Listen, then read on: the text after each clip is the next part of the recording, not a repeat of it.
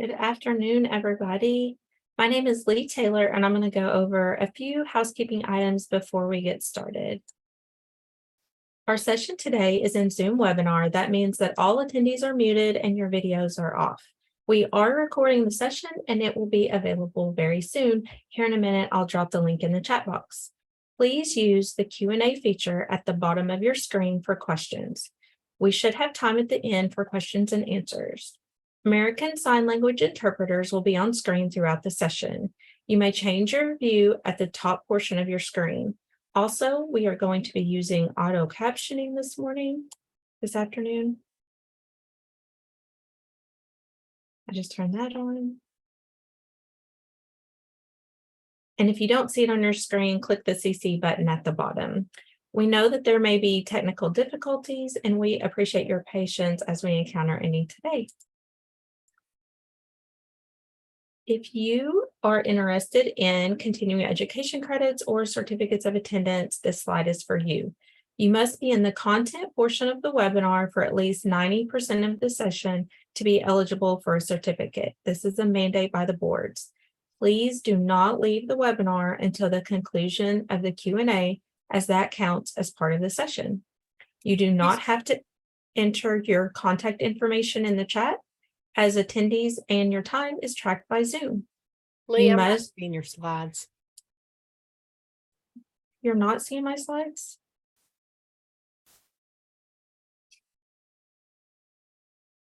I sure was progressing through them like you could. Thanks, Diane. Do you see their certificate slide? Yes. Okay, thank you. The other slide wasn't important anyway. This is the one that's important. Like I said, you must be present for at least 90% of the session. Zoom tracks your exact minutes, so you don't have to sign in the chat box. Use the same email address to log in as the one that you used to register. So if you received the link and you're using your phone, that's fine. If you receive the link from a friend or coworker, we will not be able to track your attendance and you will not be eligible for a certificate. Remember to use the same email address to register for each session, as that is the unique identifier used to track attendance through all learning series sessions.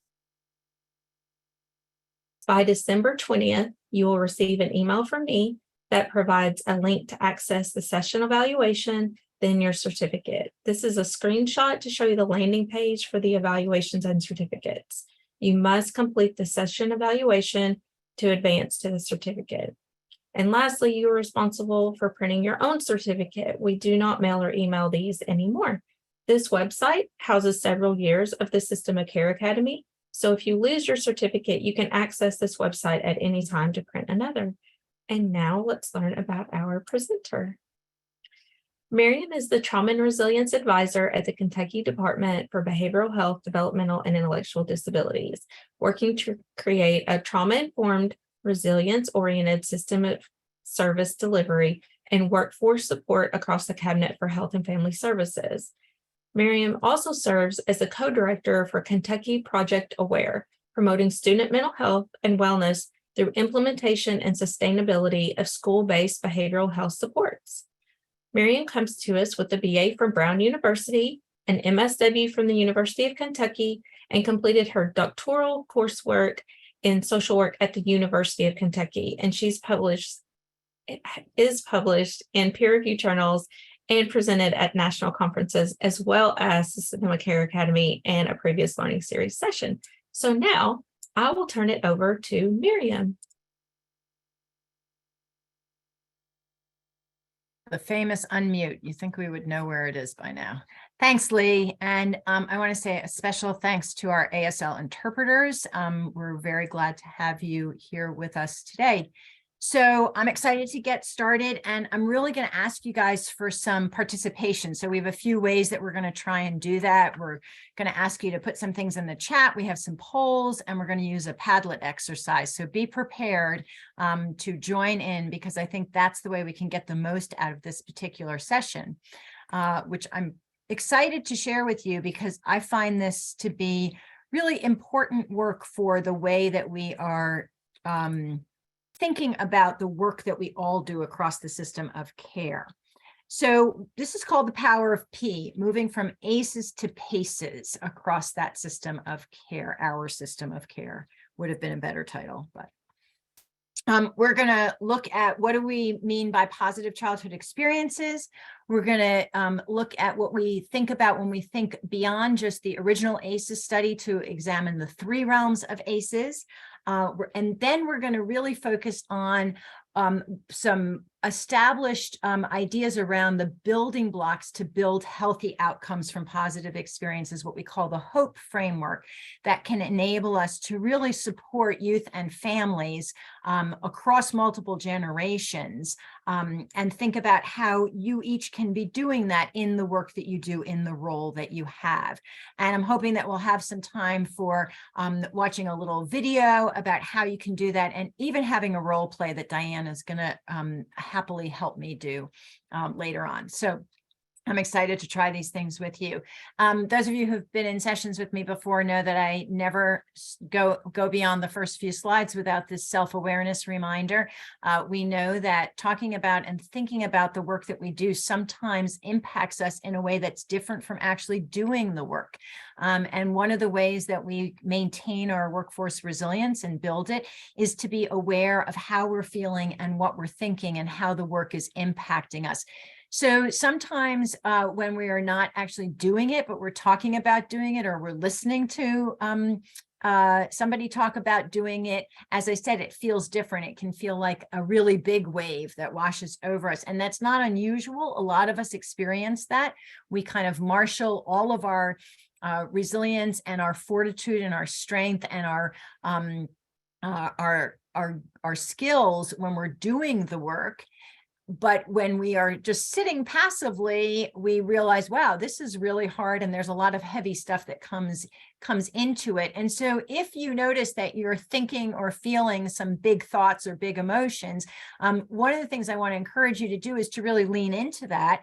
And the reason that I say self-awareness and not self-care is because I don't want you to just do something to make yourselves feel better. I want you to actually do something that metabolizes what you're feeling and thinking, that digs into it, that allows you to examine it and process it. And for most of us, that comes by finding language for it, by using words in some way to express ourselves, whether it's in writing or in speaking and communicating with somebody else. Some of us are lucky and we can use art or music or dance to do that. But however you process what you're thinking and feeling, I encourage you to do that and to make that a habit when you find yourself impacted by the work that we're doing or talking about the work that we're doing. So just a little plug for all of that. Okay, so one of the reasons that I think that this is so important in the system of care that we are all a part of is because I don't think you can work with other human beings without being trauma-informed and resilience-oriented.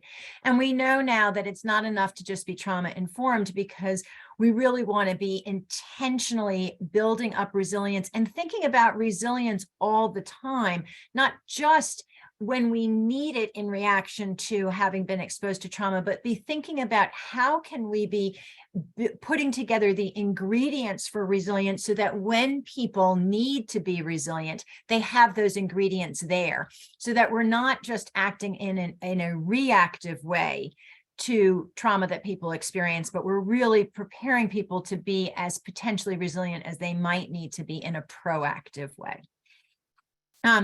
So I want to start by asking you to drop some things in the chat, and I want you to drop into the chat what you see in this picture. So what are the big things that stand out to you in this picture?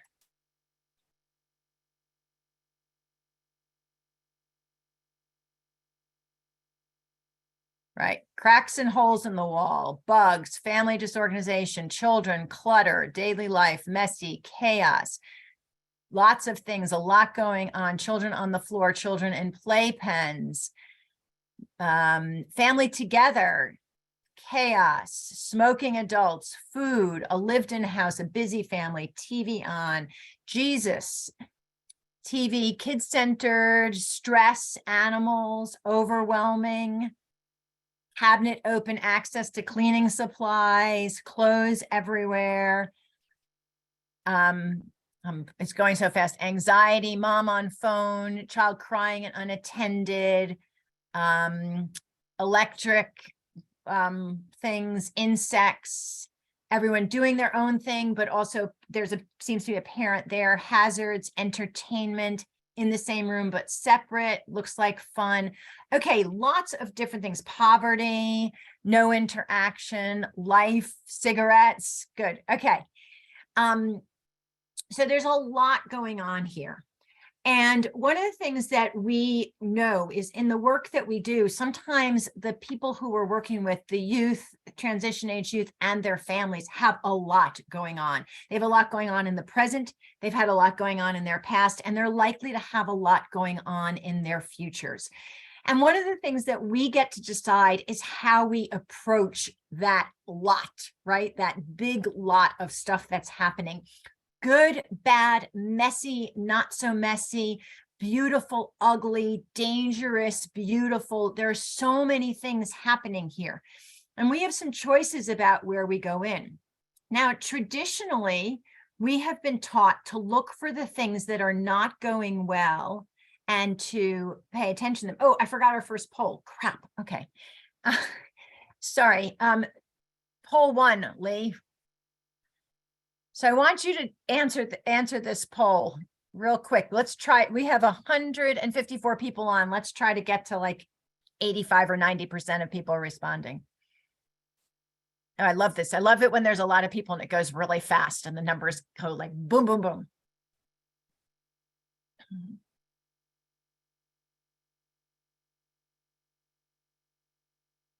All right, keep going. We're at 70, 75, almost we're at 78, 79%. Few more people. We're at 80. Let's try to get to 85. Few more people join in and answer this poll.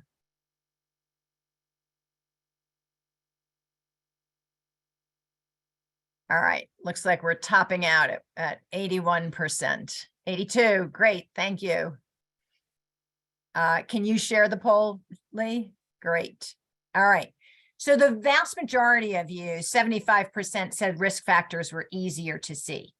Some people said protective factors were easier to see, and I love that. And I wonder if those of you who said protective factors would drop in the chat if you think that you've been trained to let you look at it. Oh, a couple of people were having trouble with the poll. Okay, so we forgive you for that. But if you said protective factors were easier, do you think that your training, training led you to that? So Megan says, actually, she saw the protective factors first, but she's actually usually does risk factors in general. And so Elle, thank you so much. You've had extensive training and but need to be intentional, right? And some people said they were about the same. So that's what I was starting to say is by and large, most of us, thank you so much, Lee. You can stop sharing that poll now. By and large, most of us are trained in our training to look for the risk factors. And when we are well trained to do something, and we've been doing it over a lot of time, it becomes our default way of doing things, our default way of thinking. We call this type 1 thinking. Some of you may be familiar with the idea of fast and slow thinking, or type 1 and type 2 training, thinking. So what I want us to really think about this for a minute. Type 1 thinking is the thinking that happens pretty automatically. It can be thinking that is learned, but it's thinking that because we've used it so much and we know it so well, it has become a part of our just automatic response. So we can actually do it without having to think about doing it, right? So most of you probably don't remember how you actually learn to add or tie your shoes, right? You just do these things. Or if you've been driving for a long time and then you have to teach a child how to drive or a young person in your life how to drive, and you have to stop and think, oh, how do I do that? How do I know to do this, right? Because these things just become a part of how our brain works. And we know from neuroscience and plasticity why that happens, because the more we use those pathways, the better traveled they are, the faster they work, et cetera, et cetera.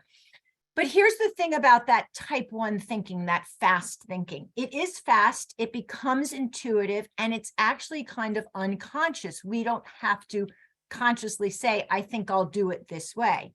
We need it and we use it in our everyday activities, and it doesn't require a lot of effort, which is great. When we're driving, for example, we can carry on a conversation, or we can listen to music or a podcast, or whatever else we're thinking about in our brain.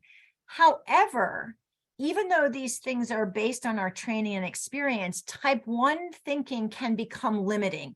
It can include bias, and it can make us uncomfortable or even sometimes unwilling to try new things or to think about things in a new way.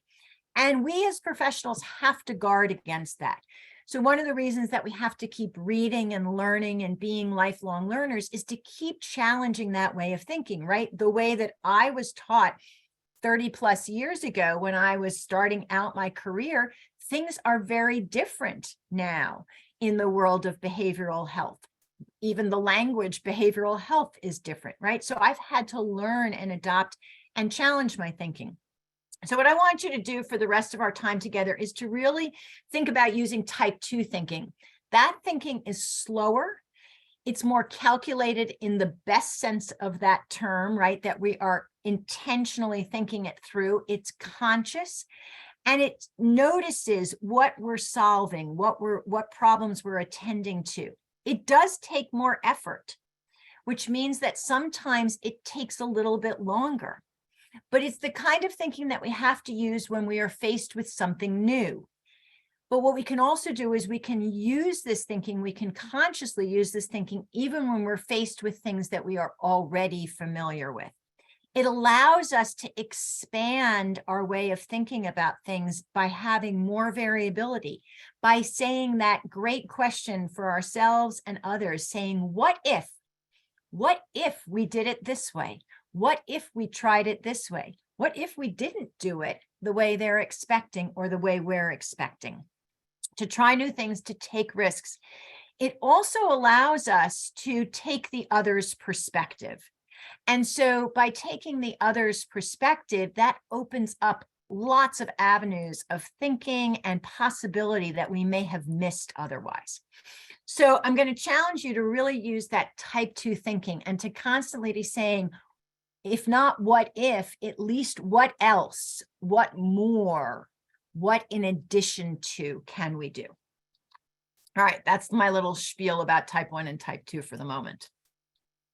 All right, so let's talk about this idea of spreading hope. And hope is this lovely acronym for healthy outcomes from positive experiences. How convenient that that was the acronym that they could come up with, right? Because it has such a nice meaning. And I learned about hope from this organization called Healthy Outcomes from Positive Experiences, HOPE for short, based at Tufts University and outside of Boston.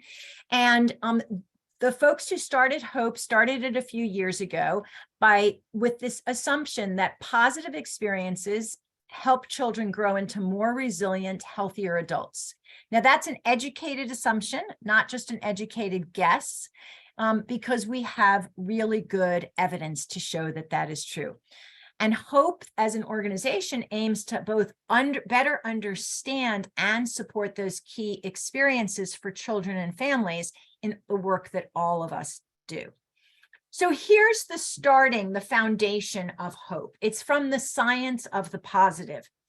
And the science of the positive is pretty simple, but it is a science. I want you to remember that it's a science. This isn't just nice words to say. And the science tells us that the positive exists and that we can grow it. It is for real. There's a difference between thinking positively, acting positively, and not, and that we can intentionally do it. And what we know from lots and lots of literature across lots of different fields is what you all know, that positive experiences are desirable because they promote health and well-being in children. They allow youth and kids and transition age youth and adults to form strong relationships, but that positive experiences in childhood are particularly important in creating good attachments and strong relationships for the rest of one's life. that it helps us to have a strong positive self-image and a sense of self-worth, that it helps us to be able to belong, to feel that sense of connection and community in our culture, something that we have understood recently to be really, really critical for both kids and adults. And that all of these positive experiences can help us build the skills that build resilience. Now, as I said, we have been well trained to look at the negative. And I want you to think for a minute about the idea of the screening tools that we all use. When you think about screeners that you use in your work, are they looking at what's going well for kids and families, or are they looking at where there are problems? Drop in the chat, if you will, and think about it in your own work. My experience is that most screeners are focused on problems and severity of symptoms, problems, symptoms, signs, deficits, exactly. So isn't that interesting? Now, some people are saying both strengths and problems. So kudos to you all, because I think we've started to pay attention to strengths a little bit more, and thank goodness we have. But there are still many, many screeners out there that are only looking at the deficits. And so I want us to really approach this by thinking about, as you're thinking about families that you work with, or the kinds of families that your agency works with, I want you to start to think about what are the strengths and the presumption of the strengths. Now, I know strengths-based thinking is not new. So this framework is just a new way of organizing that, of making it easier for us to access that. All right. I want everybody to think for yourself. You don't have to share anything about the person, but think of a person you know, either professionally or personally, and maybe it's even yourself or somebody in your family who had a challenging childhood, a lot of things that weren't going well in their childhood, but who now as an adult is thriving, is doing well. And I want you to think for a minute about what it was, or about some adjectives that you would use to describe that person now. So when I think about people who have had overcome challenges, we got them going: determined, strong, resilient, playful, joyful disposition, positive, giving, overcomer, loyal, tenacious, driven, organized, intelligent, self-aware, caring, empathic, courageous. I love this. Oh my gosh, you guys are great. Strong as a queen. That's who I want somebody to say that about me.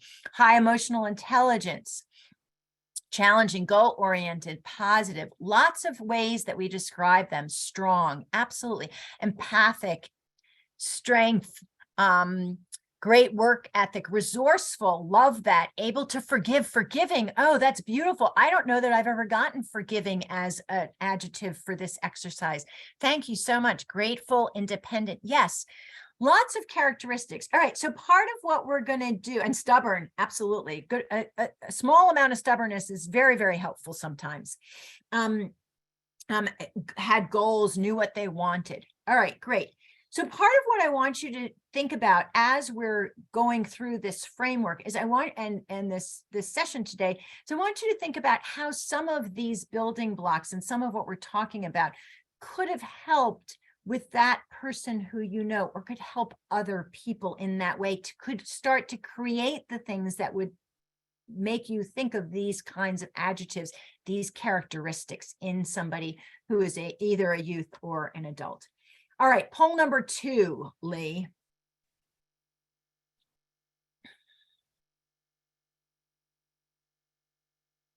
Here we go. All right, so how much do you know about positive childhood experiences?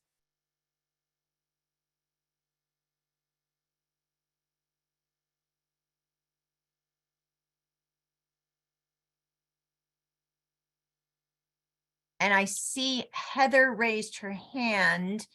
Heather, if you are having a concern, maybe you can put it in the chat.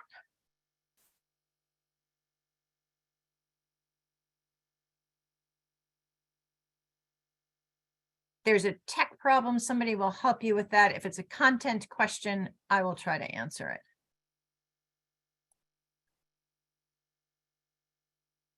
Okay, no problem. I totally understand that. That happens to me quite a bit. All right. We are at 80%. Oh, we got a few more coming in. All right. So most people have heard something about positive experiences. A few people are well versed and a couple of people have not heard about it. So that's great. So I'm going to do a little bit of an overview, not too much. We'll do the highlights and we'll think about how it's related, but there's definitely some links in the resources at the end of the slides that you can click on to learn more. The positive childhood experiences as a kind of scale came out of a study that happened in 2015. Many of you may be familiar with the Behavior Risk Factor Survey, the BRFIS survey, so surveillance survey. It's a population-based survey that is done in all states. All 50 states do it. It's run by the CDC. Kentucky does participate in it. And there were some researchers, the folks who ultimately created HOPE at Tufts and some folks at Johns Hopkins who were connected with the Wisconsin BRFIS study. I don't know the history of how they were connected, but Wisconsin was where they started this. And they said, you know what? We know that in the BRFIS study, which is it's a random sample using telephone. So that already tells you that there's a little bit of a limitation because it's not capturing people who don't have a stable phone number, people who use burner phones or who don't have access to phones at all. But it is using telephone, random digit dialing of telephone numbers and asking adults about their current health status, mental health status, and their childhood history.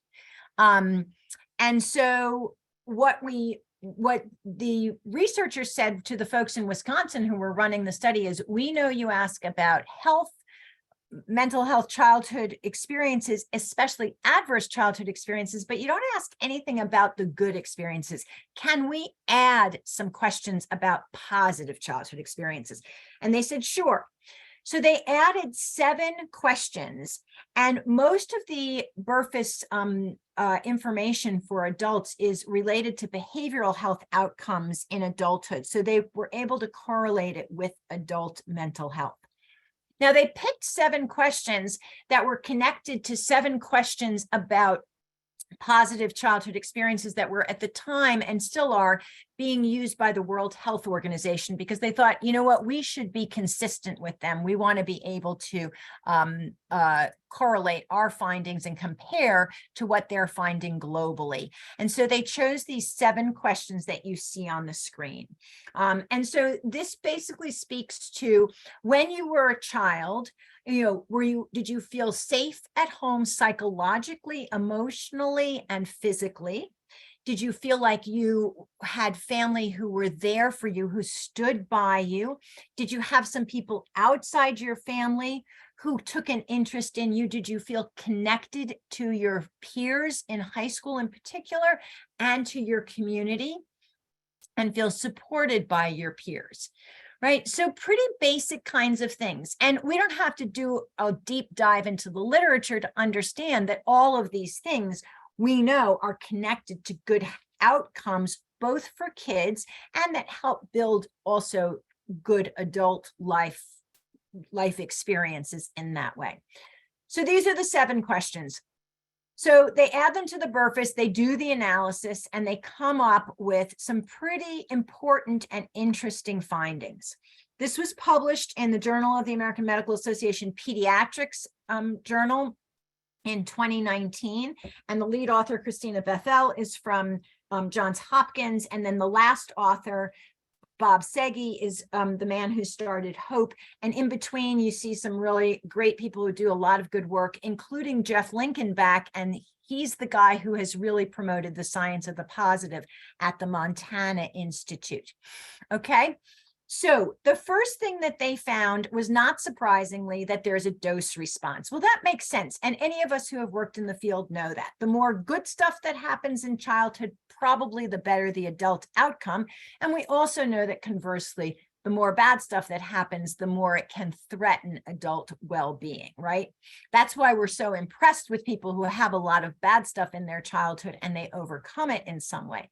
But this let us know that, you know what, it's not just enough to get some goodness in your childhood, that the more you get, the better you do, especially when it comes to this mental health measure, and that the improvements are pretty dramatic. So people who had 2 or fewer of those positive childhood experiences, that two or fewer of those 7 items, 51% of them said they had good mental health. And good mental health was all the people who said they were not experiencing depression or not experiencing poor mental health and had not significantly in their adult life. But look what happens when you go up to 3 to 5. 50% more people reported good mental health. We go from 51% to 75%. And then when you go up to 6 or 7, you get to this really high number of 87% of those people reported good mental health as adults. That's astonishing, because we know that a lot of us have experienced some depression, and that depression is not abnormal, and struggling with our mental health is not completely abnormal. But here we have some pretty stark evidence that shows that, you know what, the more positive stuff in childhood, the more likely you are to have positive mental health as an adult. So that's really important for us to think about. Oh, it's important for us to promote this good stuff. The second thing that they found was, guess what? Even when you have adversities, adverse childhood experiences, if you have positive experiences, they can mitigate the impact of those adverse childhood experiences, okay? So what does that look like in what they saw from the research? Well, they looked at the portion of the sample who reported that they had had 4 or more ACEs, 4 or more adverse childhood experiences. And if you know about the ACEs study, you know that 4 was the magic number. That's where things start to get really hard and tough. That's where the risk increases dramatically for all kinds of things, physical health as well as behavioral health challenges in adulthood. So this is a sample that was at pretty high risk for having poor mental health. And here's the percentage of people who said that they had poor mental health. With a percentage of people who had 4 or more ACEs and also reported having poor mental health. Well, if they had only 0, 1, or 2 positive experiences in childhood, 60% of them said, yeah, I've got depression or poor mental health. But if they reported having 3 or 5 positive experiences, that drops down to about 38%. And if they have 6 or 7 positive experiences, that drops down to just over 20%, about 21%. That's a dramatic improvement. Now, we often think, oh my gosh, if people have had significant adversity in their childhood, you know, they really have a lot to combat. They have a lot to overcome. And what this data tell us is that even if you've had significant adversity, if you've also had significant positive things, you may be able to handle it. That may be able to help you be resilient, be strong, be able to be goal-oriented, all of those adjectives that you found, that you shared in the chat. The third thing that they found is that they looked at the people who didn't have ACEs, adverse childhood experiences, but also didn't report having positive childhood experiences. And then they compared them to the other groups. And here's what they found. They found that if you didn't have the good stuff, the positive childhood experiences, even if you didn't have the bad stuff, you might not be doing as well as even people who had bad stuff, but did have the good stuff. So what that tells us is that not having the good stuff may actually be more harmful than having something bad happen, as long as you also have the good stuff. It's not okay to not have the good stuff no matter what. We really need that. And when you think about our physical health and well-being, that kind of makes some sense, because we know that even if you're not eating a lot of sugar in your life or processed food, if you're not getting protein and vitamins and nutrients, your body still may not be healthy, right? So the absence of the bad doesn't make up for the absence of the good necessarily. We have to have that good. So I hope that that makes sense to people when you think about it in that way. So based on this study, they said, you know what, the research is telling us what we've always known, that positive things in childhood helps us to build resilience, and that as we are resilient, we can have better long-term health outcomes, particularly mental health outcomes, but we also are beginning to see that that can help improve our physical health outcomes because we know that there's a strong mind-body connection. But we also know that being healthy mentally and physically helps build resilience, that being healthy also helps us to be able to experience good things and take advantage of those good things, and that resilience and being resilient helps us to be able to, it feeds those positive childhood experiences, so that all of this is really interconnected in this cyclical way. I think that it's really nice to think about what this study tells us, because I think that it's really seminal. And, you know, for those of you who know that the old rule of thumb was 17 years from bench to bedside, from the lab to practice, you know, so from research to practice. I don't want it to take 17 years for all of this to get out into our practice. So we need to remember that this tells us that we can have hope, right? Children and adults can thrive even if they have negative childhood experiences. They can actually flourish even when there's adversity.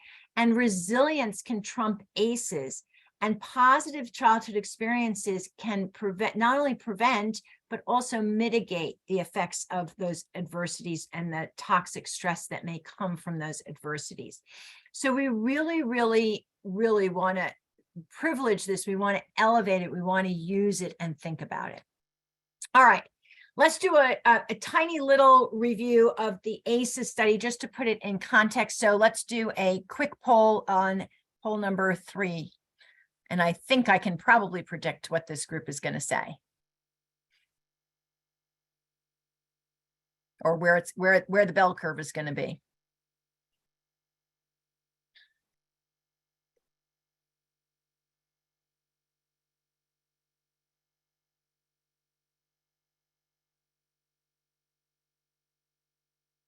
Great. So we're at 70%. Can we squeeze a few more in there?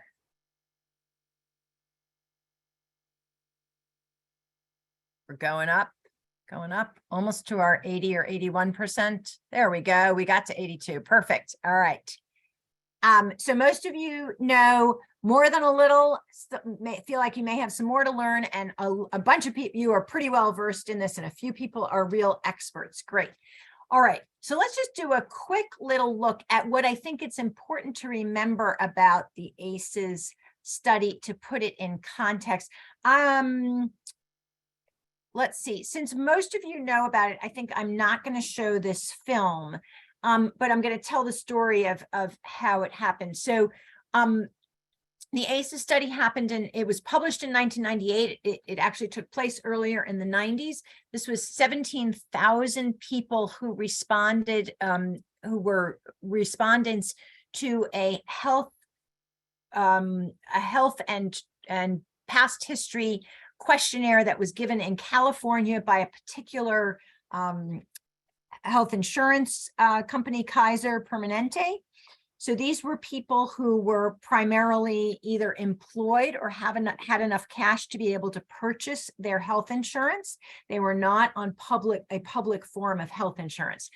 75% of this sample was white, 75% was middle class, and almost 75% was college educated. So this was a sample that you would not think was necessarily at risk for having experienced childhood adversity. And yet when they did a deep dive into what happened during their childhood and what their health was like now and their medical needs had been like as adults, what they discovered was pretty important stuff. They talked about, they asked questions about 10 adverse childhood experiences. And so these are the 10 that they looked at: 3 kinds of abuse, 2 kinds of neglect, and 5 what they called household challenges. So these are all things that happened within the family, within the household where you were living when you were a child. These were all adults who were thinking back to their childhood. And the origin of this study was that one of the researchers had been doing an obesity study, and there was a group of people who hadn't done well with their weight loss. They'd done well for a while, and then they stopped doing well. Not only did they stop losing weight, but many of them gained the weight back. And so he kept asking why, what's going on here? And what am I doing wrong? What is this protocol missing to help these folks who are not being successful? And after a tremendous amount of inquiry, what he discovered through actually a slip of the tongue is it was something really profound, that the common denominator for all of the people who had not been able to maintain their weight loss and who had then gained weight again was that they had had traumatic experiences in childhood. And so he's asked this question about how could childhood trauma be related to obesity, and it spawned this larger study about how does what we experience in our childhood impact our well-being as adults, our medical well-being, our behavioral health well-being, our functioning in a variety of areas. So that's the history behind it. So let's look a little bit at what they found. What they found was that early adversity can impact all kinds of things. It actually can increase our risk for injury, for mental health concerns, for maternal health complications, for infectious diseases, for chronic diseases like cancer, diabetes, cardiovascular disease, for risky behaviors, things that we think, oh, we know better or we shouldn't do this, like smoking, substance use, having unsafe sex, and changed how we were able to grab onto opportunities in our lives: educational opportunities, vocational opportunities, economic well-being, etc. I like to think for our purposes today about 3 big takeaways from that original ACEs study. And, one of the reasons that I'm shouting so loud about the positive childhood experiences study is because the ACEs study was a sleeper. People didn't know about it for a long time. It came out in 1998. I remember hearing about it around 2000, 2001, somewhere right in there. I'm not exactly sure when, but lots of people didn't hear about it till several years later. And people were like, wait, this was actually revolutionary. How come we didn't make a bigger deal about it?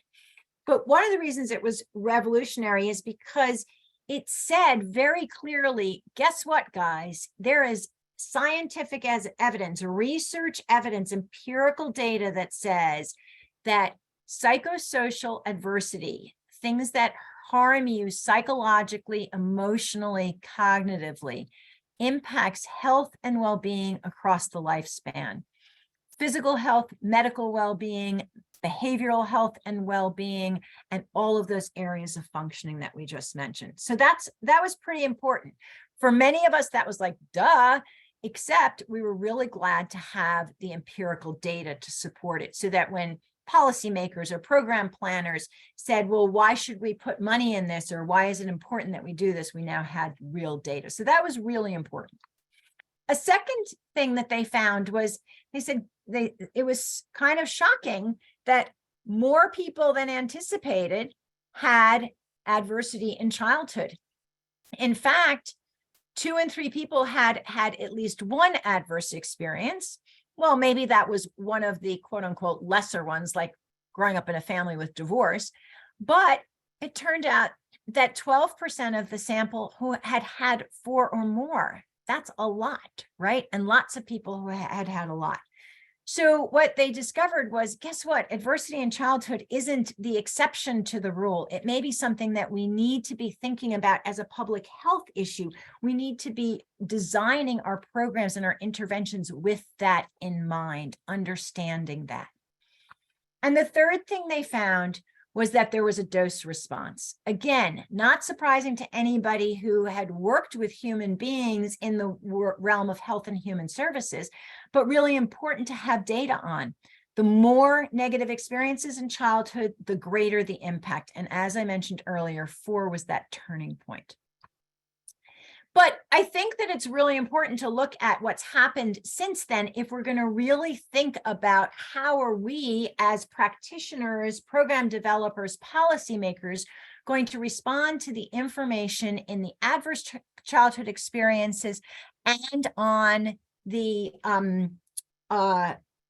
with regard to how we're going to connect this to the positive childhood experiences study.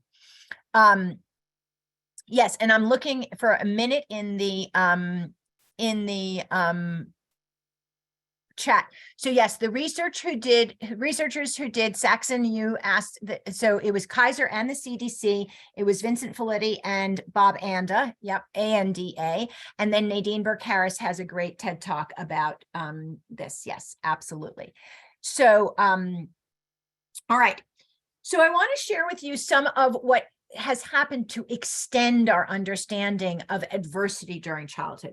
So one of the first things that happened, well, it wasn't actually one of the first things, but one of the really important things that happened in 2017 is following a lot of repeats of the ACEs study. So a lot of people took those 10 ACEs and even added a few more and did it with different populations, all different parts of the country here, clinical populations, non-clinical populations, in healthcare settings, in school settings, in vocational settings, all kinds of places, and then internationally. And over again, we saw, you know what, this stands up. It wasn't just those 17,000 people. This is being repeated over and over. We see high rates of adversity in childhood, and we see this incontrovertible connection between childhood adversity and adult well-being across the lifespan in all of these realms.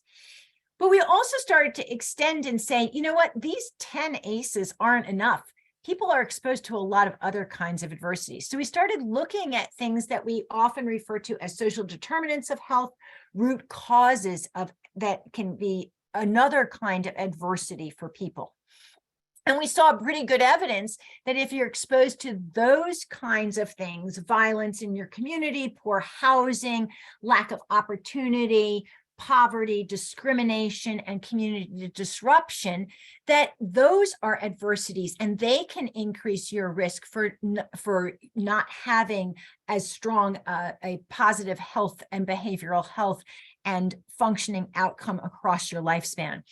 The Center for Community Resilience put these two sets of studies together and said, you know what?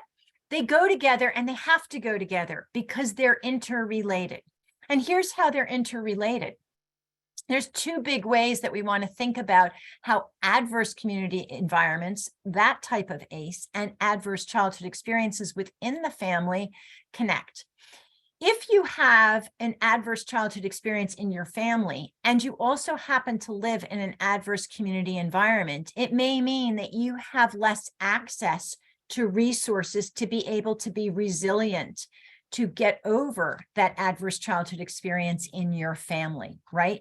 So all of the things that we know that can help kids who are experiencing adversity are very often lodged outside of the family, in schools and in communities and in places where there are resources. And if you lack access to those resources, or your school is underfunded, or it's not safe for you to be outside, then you miss out on opportunities. So that for those people who have experienced ACEs in the home, having an adverse community environment may actually impair your ability to be resilient independently of that adversity within your family. But we also saw that the adverse community environments in and of themselves could create this negative impact over time, right? So that we look at this pair of ACEs and think we have to consider the whole picture. And we know this because we know that we have to feed the soil in which these trees are growing, these trees that our families are growing. We know how important that soil is, and we are often looking for fertilizers. And I would submit to you that an added image, maybe I'll suggest this to Dr. Segi, would be to make some of the building blocks of hope be like the fertilizer going into the soil to strengthen the soil in some way. All right, any comments or questions? Yeah, Saxon, you're getting ahead of me here. Glad to know that people are using this a little bit. Yes. Okay, I love this tree, and the Center for Community Resilience is a great source of resources. I want to point out that as a result of some of this work that we did to look at the social conditions, we extended the original ACEs pyramid. So the original ACEs pyramid from the CDC started at the dark green adverse childhood experiences, but you should never just use that pyramid if you're talking about this. So I always find the pyramid that has the two lower levels of social conditions and context and historical and generational trauma and embodiment, because those really matter a lot. All right. We also know that there were people who said, you know what, these 10 are not enough when we're even screening people.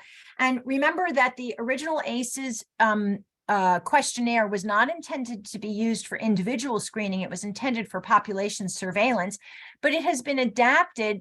For example, in the pediatric ACEs and related life events screener, the Pearl study, by adding 7 more components. And you'll see in these 7 that they encompass some of those root causes, some of those social determinants: racism, houselessness, food insecurity, incarceration, death, and community violence. So the Pearls is what is being used in the California ACEs Aware initiative, right? So that it is encompassing some of these other adversities. And then, as Saxon said in the chat, we have extended this to even include the climate and environment, which we know really impacts our well-being. So we've seen it in very personal ways in Kentucky in the last year, with tornadoes in Western Kentucky, flooding in Eastern Kentucky, and we are a state that endures a lot of natural disasters. We also have seen it in the last few years with the COVID-19. And, you know, we have been told for years that the changes in our climate were going to impact infectious diseases and pandemics. And here it was. This is probably the first of many yet to come because of some of the environmental changes that we've had. So we now think about this 3 realms of ACEs. And I encourage you, as you're thinking about your families, to locate them in all 3 of these realms. And as we are thinking about how to insert the building blocks, to really think about what these 3 realms mean and how we can address all 3 of them with our building blocks. All right, 2 new messages. Let's see what brilliance you guys are having. No problem, Saxon. I love it when people know what's coming. But I hope that it wasn't a repeat for too many people, but share this widely, you know, share the Kool-Aid. I'm a Kool-Aid drinker, and I like to share it once I've determined that it's safe and reliable and empirically sound. All right, let's pause for a minute and just talk about this concept of resilience, because I think it's important to think about. For many of you, you may be familiar with, you know, the fact that trauma was a term that has been overused, misused, and we have a lot of concerns about it. So, you know, SAMHSA and other folks have come up with some very clear definitions of what we mean by trauma. And I think that we're living through a time now where resilience is also one of those terms that's being a little bit overused. The APA, the American Psychological Association, has a definition of resilience, and they locate it pretty individually, and that's something that we do as a human being, and that it's a process adapting well in the face of adversity, trauma, tragedy, threats, or significant sources of stress. And I think that's one way to think about resilience, but it's not the only way. We also often talk about resilience as bouncing back or bouncing forward. I think bouncing forward is actually probably a more apt description. Recovering from adversity, getting through adversity. We talk about the fact that it requires some of those very characteristics that you identified in the people who you know are strong now. Yes, the slide deck will be available to you. And yes, it is the flower outside the CHFS building. And I keep forgetting to add, Dr. Brenzel took this picture, Dr. Alan Brenzel and David. But yes, it was there all summer and lots of us noticed it. And woe be the person who stepped on it. Nobody ever did because it was in the corner, thank goodness.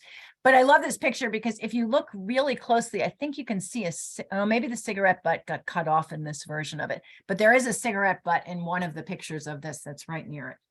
Anyway, we know that resilience requires some of those things like flexibility, adaptability, persistence, grit, courage, lots of things that you named before. But I would submit to you that we want to think about resilience as going beyond the individual, that it's an interaction. It comes from the interactions between individuals, families, communities, and systems. And as in thinking about it in that way, I really like these three definitions of resilience, or they're not definitions, they're conceptual understandings, right? Because I don't think we have a good definition yet, even in the literature. Every time somebody does a study about resilience, they have to define what they mean by resilience because we don't have a commonly accepted understanding of it. This first one comes from Resmaa Menakem. Some of you may know his beautiful book, My Grandmother's Hands. He says, resilience is not a thing or an attribute, but a flow. And the flow is both within us and between us. And I love that image and I love that thinking. And I think if we are working in a system of care and we are working with youth and their families, we want to really think about where is the resilience, not only within each of those individuals, but between them and their outside community and systems that they work with.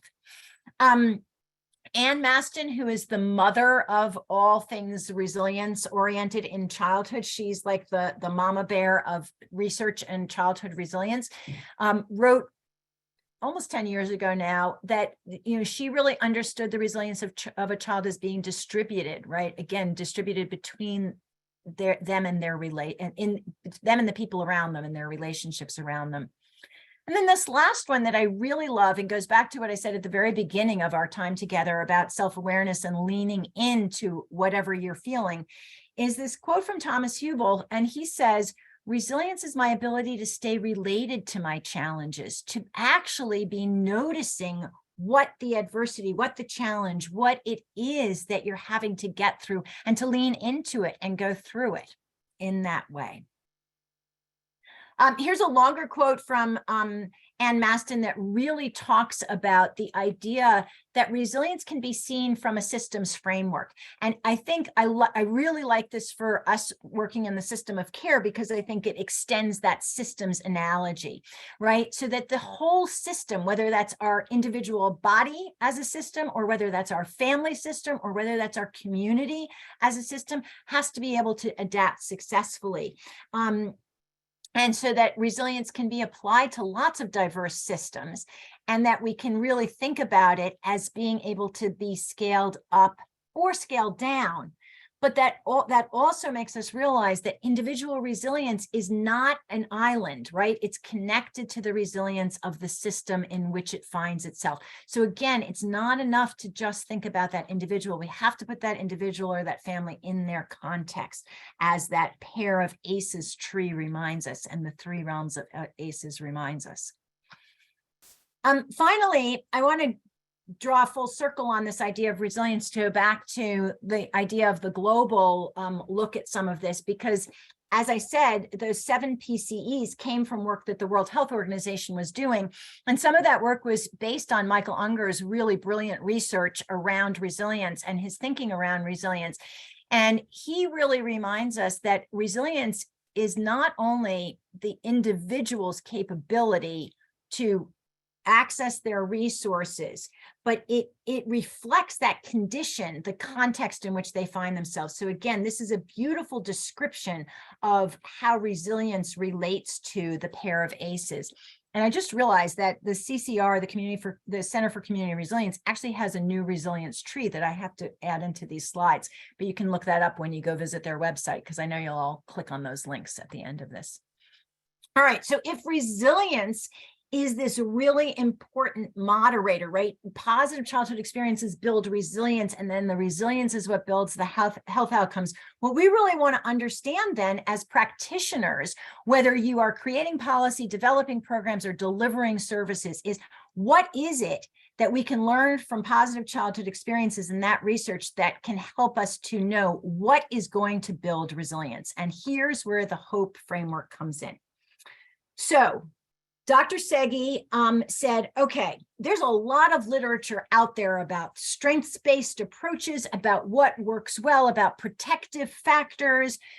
Instead of starting new research from scratch, let's do a really, really comprehensive scoping review of the literature, because we know that child abuse and neglect, one of the big adversities in childhood, disrupts relationships and disrupts the environment. We know that family disruption, whether it's from somebody being incarcerated, somebody dying, there being violence in the home, or mental health or substance use issues, that disrupts the safety of the environment. And we know that community environments can shift the opportunities for engagement and emotional growth. How can we look at the literature to understand what's going on? So they looked at the literature, and they actually did it in the opposite way. They did a scoping review of the literature and looked at the themes, and the themes of relationships, environments, engagement, and emotional growth is what they came up with. And then they were able to relate it back to all of these adversities. And so developing these building blocks is not pie in the sky, and it's not just, oh, these sound good. This is really empirically informed from many, many decades of research on protective factors and all of that. All right. So I want to remind you again that one of the reasons why we want to pay attention to these building blocks universally for every single person that we work with is because the research tells us that the absence of PCEs, of positive childhood experiences, may be more damaging to long-term health outcomes than the presence of ACEs without having any PCEs, right? So that absence is really, really critical. All right. Whoops, went backwards, sorry.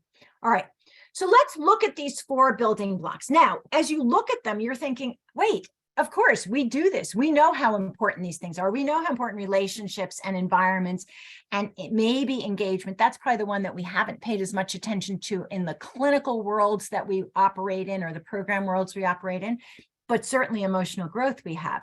But what I want us to do is I want us to put our type 2 thinking hat on and really push ourselves to think about how we can do this in the work that we do. And this is perfect. We are like right on time, exactly where I want to be time-wise, which is amazing, because those of you who know me know I can talk and go off sometimes. So I'm really excited about this. All right. So what I want you to do is I want you to be prepared to use the chat for a minute. And I want us to think about this idea of relationships. We all know from the mentoring literature, from the attachment literature, how powerful and how important positive relationships are. That kids need relationships with other kids and with adults in lots and lots and lots of ways. So I want to ask you, for the work that you do, how can you or how do you promote healthy relationships in your particular work? Start dropping it in the chat, and I'm going to try and keep up with that. What is it that you can do to promote healthy relationships for kids within their family, within their school settings, within their communities, with peers, with adults? What do you actively do to promote that? Assume positive intent. Morgan, I'd love to hear more about that. Building bonds through play and communication, teaching parents, promoting social involvement, teaching skills to build relationships, promoting communication, advocating for communication, being non-judgmental, showing relationships being fun and positive, modeling compassion, supporting parents, role modeling, smiling. Oh, I love that. Just smiling and communicating that. Suspending judgment instead of focusing on building rapport and supporting efforts to, okay, I understand now what you were saying. Showing love, unconditional positive regard. Helping them to identify their own strengths. The dinner table project. Yes, we love the dinner table project. Giving hugs. Okay. And sometimes you can, and sometimes you can't do that. Depends on the type of work you do, your role. Empathic listening. Absolutely. Educating adults. Pointing out their positives to them. Eye contact, walking the talk, listening, positive family time. Okay. So what I see, oh my God, this is going so fast. I can't keep up to it. Can't keep up with it. But what I see is I see that you guys have absolutely nailed a couple of things. You've nailed the idea that, first of all, our relationship has to serve as a model. There's no way that we can do anything that we would not want other people in this child's life to do, or this family's life to do with them, right? We have to model it and walk the walk, as you said, and talk the talk in that way. And and promote their relationships. And you guys are pointing out that can be a challenge. Sometimes you're working with people who the fixture of their life is broken relationships. Maybe they're unhoused and they're moving from community to community and place to place. Maybe they're in foster care or in out-of-home care of some kind, and they're being moved around a bit. There's lots of reasons why relationships get threatened. So everything from smiling, empathic listening, showing compassion, being strengths-based and positive focus, being respectful of their time, keeping appointments, being on time, even things like giving them choices. Think about your 6 principles of being trauma-informed and that idea of choice and voice, right? That's part of how we're promoting that positive relationship that we have with them. But we also, in our work, have many opportunities to promote positive relationships with peers and within the community. Now, one of the things is that sometimes we don't think about that as being an intervention, as being something that we can tell people to do. We treat it like an aside, like an extra. So we're pretty busy telling them something complicated that they need to learn, but we forget to say, hey, you know what? Sitting down with your child at dinner 3 or 4 nights a week, if you can't do 7 nights a week, right? At least 3 or 4, or reading to them before they go to bed, or sitting next to the bathtub while they're taking a bath if they're little, not if they're big, obviously, or, helping them with their chores, not just telling them to do their chores, but doing it with them. Those are all opportunities to promote this relationship. That getting kids engaged in after-school activities isn't extra, and it's not that it's just nice. It is critical for their healthy development. It's as critical as giving them milk at lunch, right? That's the way you have to start to think about this. And one of the things that you realize is that we don't get reimbursed, and other people don't get reimbursed sometimes for some of these things. So we have to find ways to really creatively promoting that. Yes, there are interventions that promote this, like PCIT, absolutely. And so that's a beautiful way to do it. And I would submit to you that even if we're not doing PCIT with a family, we can still use a lot of the elements of building positivity to try and help that family do that in a way. So it's both how we deliver our services as well as what we are delivering that we want to really use that type 2 thinking to push ourselves on. What more can we be doing? How can we do this even more? So you guys had fabulous ideas. I have some, just the kind of basic things. I think one thing that's on this list that I differentiated between was the idea of both formal and informal relationships and environments. So that noticing, who a kid is talking about and having their family members notice that and nurturing some of those relationships, even if they're, unless they are, a problematic relationship. But I would submit to you that this building block of relationships really is the explanatory factor for what we have all come to understand around things like gang membership, right? So what we know is that belonging to a gang sometimes is an opportunity for connection and community that's missing elsewhere in one's life. We as humans really seek this out, and we will seek it out in healthy ways or in ways that could be really risky for us. And so it's really important that we consciously be paying attention and thinking about this. Now, we know from folks who have worked with gang-involved youth that you can't just say stop, right? You can't see these people anymore, but we want to find ways to substitute healthier relationships in that way. And so I submit to you that this is really worth our thinking about, because the evidence is that people will find a relationship, good or bad. And so if we can help them focus on the good ones, that is all to their benefit for their long-term well-being. All right. Let's look at our second building block: safe, equitable, stable environments. So I really want you to process for a minute with your type 2 thinking. What does safety mean for the people you work with? What does equity mean for the people you work with? What does stable mean for the people that you work with? And now let's think about, gosh, Lee, we might have to share the chat with everybody because there's such good ideas in here. I wonder if will we be able to do that when we send out the slides or when we post the slides? Yes, we can. That would be great. Okay.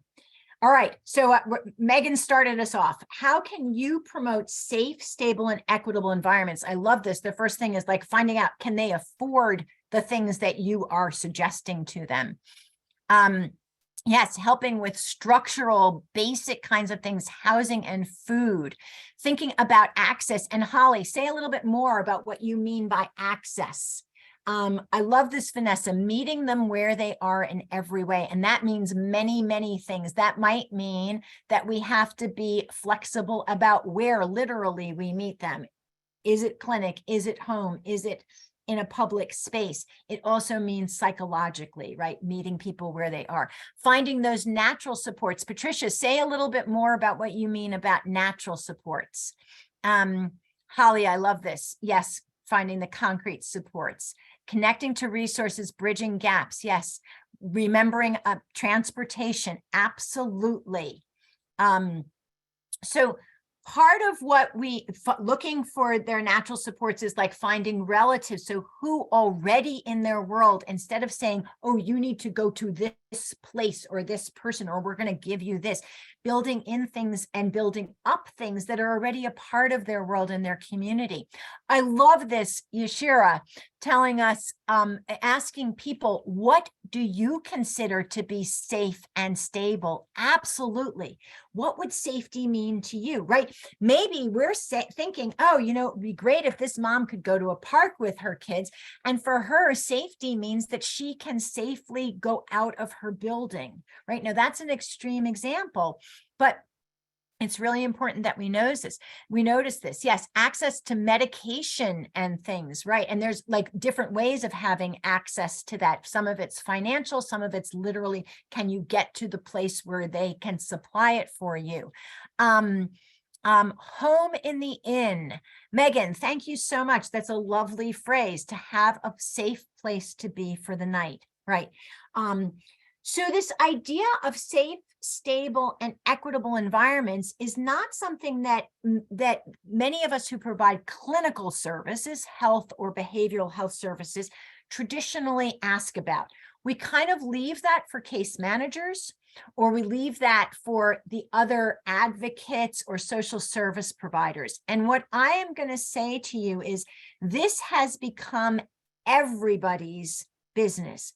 So it doesn't matter what you are doing. We have to start to pay attention to these things and figure out how we can help people find those building blocks, even if it's not part of our scope of work. Because here's what I can tell you after 35 years of practice. And you all know this also. If people don't have safe, stable, and equitable environments, they can't do the extra things that we want them to be able to do and that we're trying to help them do. And you know what happens when that happens is we start to blame them because we know we're doing a good job. We're using an evidence-informed intervention. We are doing it all right, and yet they're not getting better. And so it must be them, not us, right? But now what we have to think about, and we're starting to do a better job of that, is what's the context?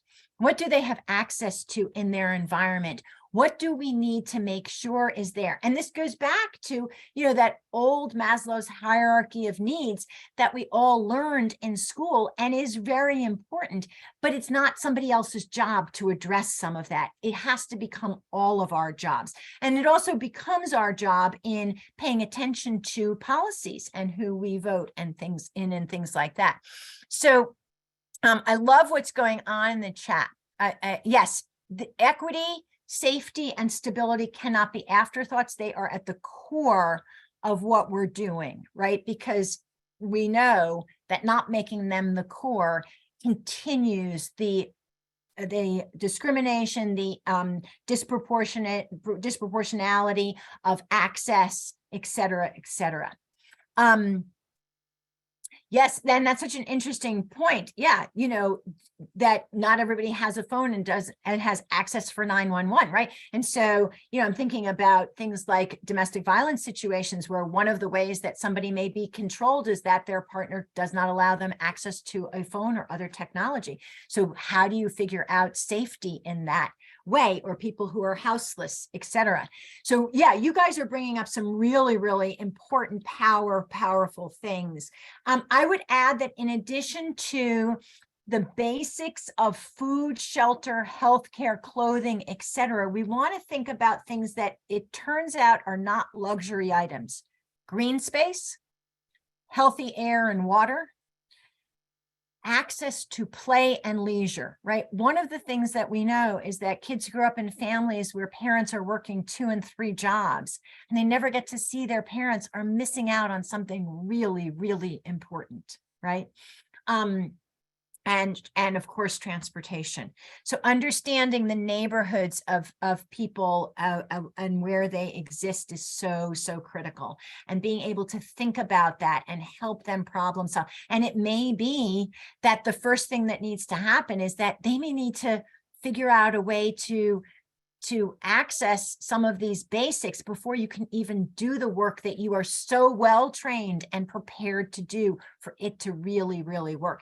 And think about how frustrating it is. Think about in your job, how frustrating it is when you are unable to access the resources that you need to do something in your job, right? You have this great idea and somebody says, oh my God, that's a great idea.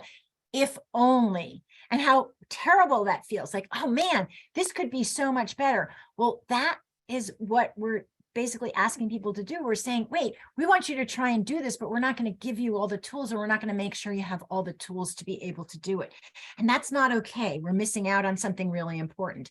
And again, I want to go back to the fact that this is important for everybody, not just people who have experienced adversity, right? So even if you don't live in a neighborhood where there's community violence, if you don't have a caretaker who is able or willing to take you out, to get you outside, to take you to the park, to get you to a playground, to allow you to participate in after-school activities, you are not able to access that safe, equitable, or stable environment in that way, right? So we're promoting this for everybody. It is especially important for people who have experienced some adversity, but it turns out it's especially important for everybody, right? That's what the research is telling us. All right, I want to pause for a minute before we do our next 2 building blocks, and I want to show you an example. This is Dr. Segi. He's kind of goofy looking. Don't tell him I said that. On the left, and he's doing a role play with a mom, and the first one is not hope informed, and the second one is. And you'll see in the first one that there's nothing terrible about it, but I want you to notice the difference. So we'll watch this right now, and we tested it before. It should be fine. Crap. You know what? Well, let me try it. If the sound doesn't come through, you'll tell me and I'll stop sharing and do it again. Hi, Courtney. Sound coming? Hi, Dr. Bob. So nice to see you again. This must be Henry, right? Hi, Henry. Hi. Hi. Hi. Oh, Henry, you got a book for me. That's so nice. So Courtney, I just wanted to mention that when you first came, you filled out this questionnaire called the Pearls, and you gave it to Yvonne, and she entered it to the computer. Do you remember filling out the Pearls form? Yes, yeah. Okay, so so cute. Look at him. He loves to read, doesn't he? Yeah, he does. So looking at the Pearls form, looks like Henry has a score of 4. So that's an ACEs score of 4. And that makes me concerned because it sounds like Henry's had some troubles already, even though he's only 2. Yeah, I mean, he's a sensitive guy. I mean, we're working on some things. You know, That's pretty normal. Does he have tantrums and act up and stuff? yeah, he does. Yeah. No, I think with an ACEs score of 4, there may be something more there that we should look at. So I'd like to one of our counselors who can go into more detail and figure out, what his ACEs score was and what the effects on it might be. Does that sound like a good idea? Sure, yeah, that will work. Okay, great. Thanks, Henry. So I'm going to step out for a second. If you can get Henry undressed and put on the beautiful Johnny that I'm sure he loves so much, I'll come back and do our physical. Okay. Okay, bye, Henry. Bye, Courtney. Bye, thank you. Hi, Courtney. Oh, sorry. Sorry about that. I'll try to make sure that it's as loud as possible next time. It may have been at my end where it wasn't. Well, it was up all the way, but we'll try it. Okay. So I want you to think about what you saw in that. So Dr. Segi says, oh, you took the Pearls. You had I see Henry has a 4. That makes me concerned. What did you notice about the interaction there? Good, not so good, whatever. Drop it in the chat. It was pretty clinical. Thanks, Rose. Yes, and Elle noticed that the mother was uncomfortable. There was some jargon. It was abrupt. She seemed to get a little defensive. He didn't really explain what he meant. That focus on the number. Absolutely. Mom was a little uncomfortable. He caught her by surprise. Yep. Now, he did do some nice things, like he complimented the fact that Henry likes to read, and he was interacting with him, and he had a nice demeanor in that way, but he missed some of these other opportunities, right? Exactly. Saxon, I love what you said. It sounds like a doctor talking to a client, right? Very brief. Okay, should have been more positive. Okay, so let's compare this to the next one. I think he will take some of your advice. All right, let me make sure. Hang on. I will try to make sure my sound is up as high as it goes as well, but put your volume up if you need to.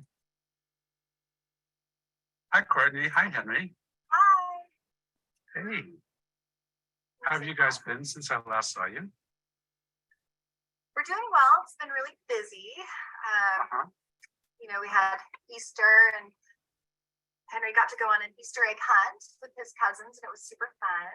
Oh my God, does he enjoy his cousins? Oh, do you love your cousin? He does. He loves his cousins. They take good care of him. They love to play. Those relationships are so important for kids when they grow up. Yeah. And you're still living, I think last time you were living with your mom, is that right? Yep. I'm here with my parents, and my sister's actually in the house as well. Oh, nice. With her kids.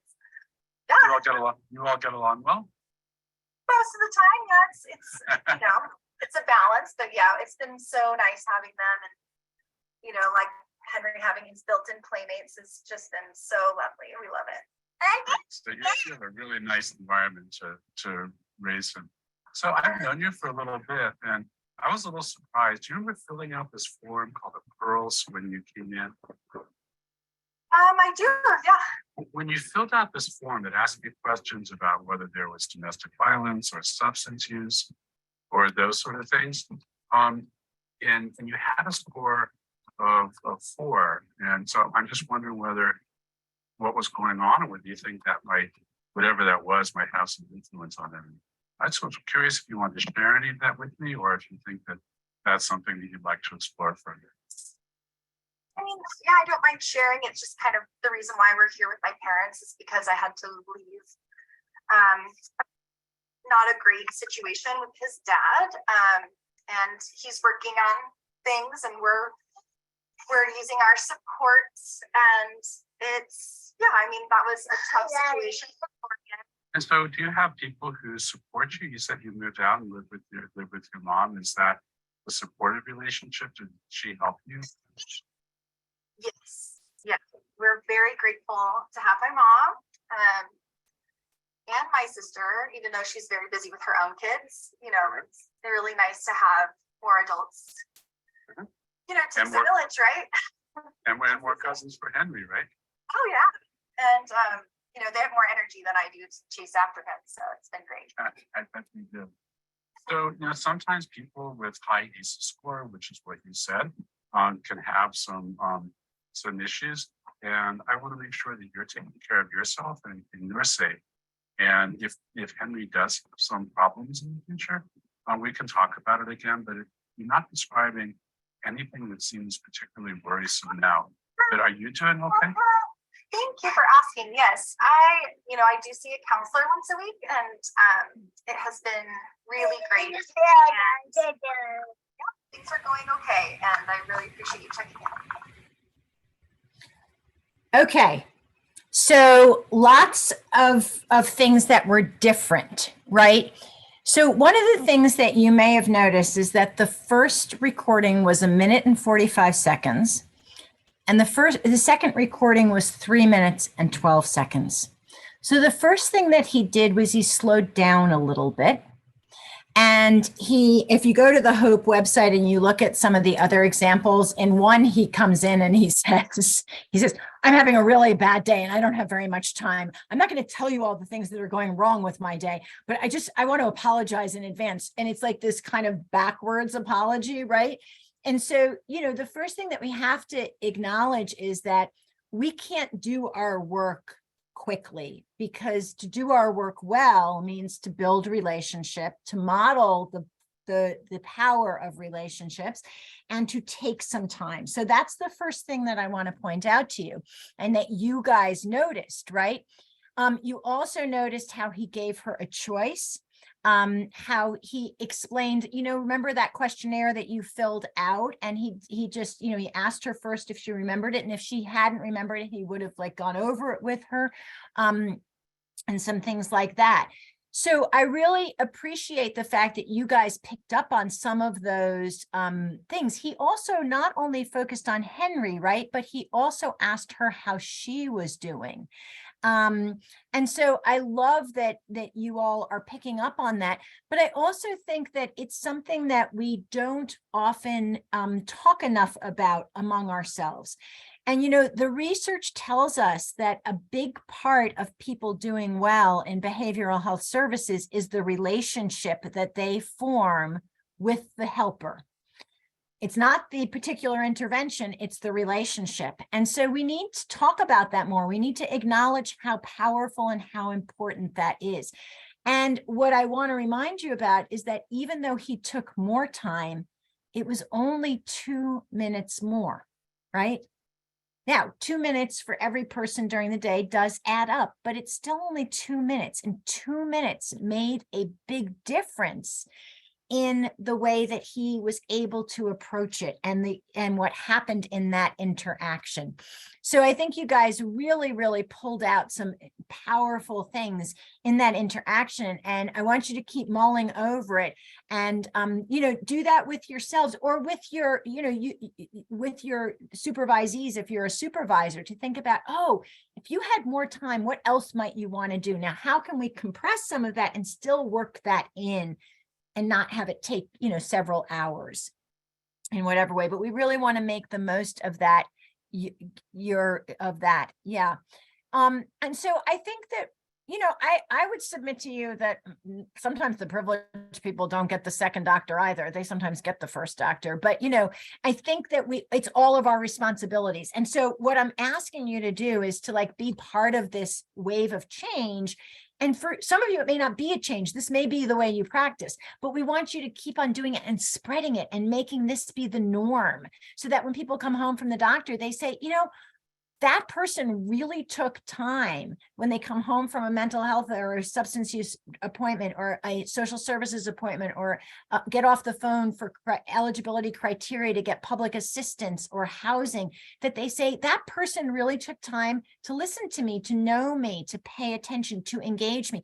They asked about things. Now, the other thing that I want to point out is that he was opening the door and he was promoting in her natural environment, two of those big, or three, actually, he touched on three big building blocks: relationships, safe and stable environments, and engagement. So he was able to touch upon them and to validate them. And if you validate them every time you see somebody, even if it's just with that acknowledgement, then it starts to become a powerful presence in that person's life, right?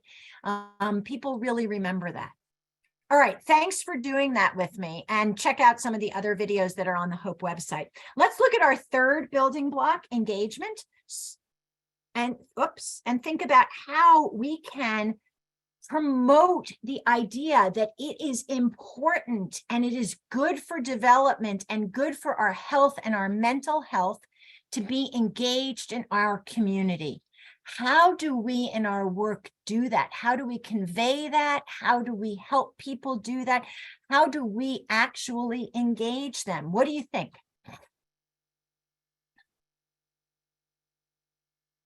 Yeah, don't get me started on managed care. That's like not appropriate for a training. That would be a side conversation.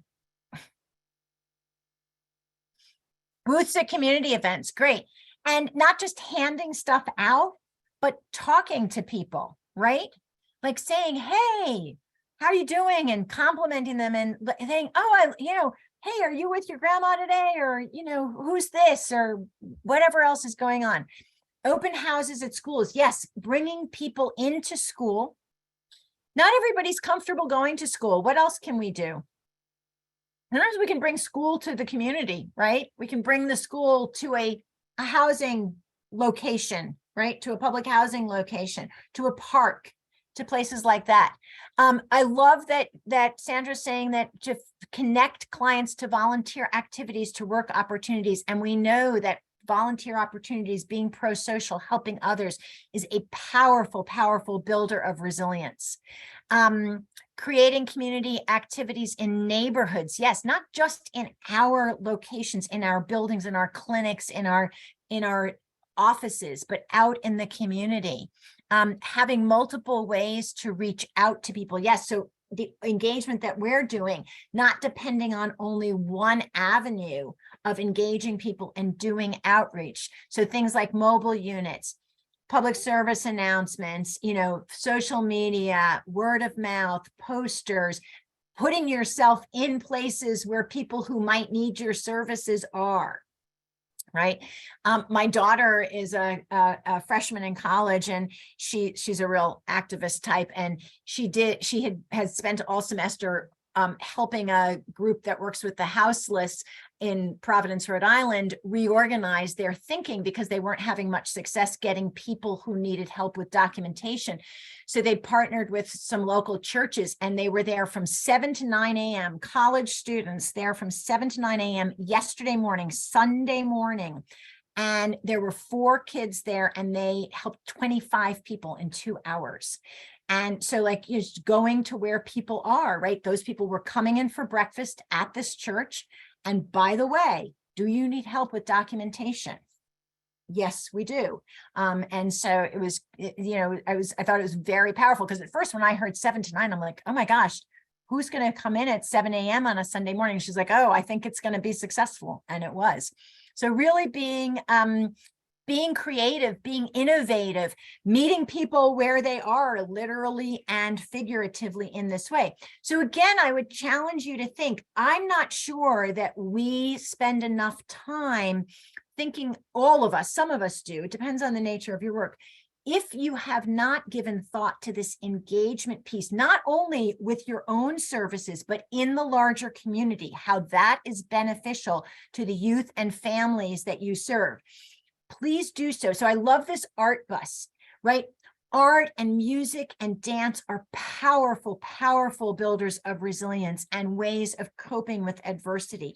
And so for us to only ask people to come to therapy or to go to educational sessions, parent educational sessions, or whatever it is, without offering them these other outlets, that's probably not enough. We need to offer these things too. And this needs to be seen as part of what we're doing to build this building block up.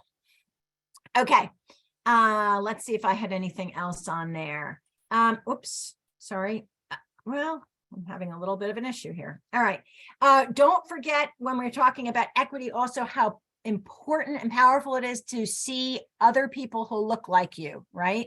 Making sure that we have lots and lots of diversity, and respecting all of that diversity in that way. Okay. Using our community-based and our faith-based organizations, partnering, etc. All right, let's do our last one, which actually is the one that we probably have spent the most time already in our professional lives paying attention to, is just these opportunities for emotional growth, because the system of care is often looking at deficits, then we're often looking at, oh, people have been harmed emotionally. What can we do to promote their emotional well-being? So we probably have paid a lot of attention to this, but I would ask you again to use your type 2 thinking and see how you can extend that some more. How can you promote social and emotional growth through your work? So drop some things in the chat. What could you do that might be innovative to promote social and emotional growth?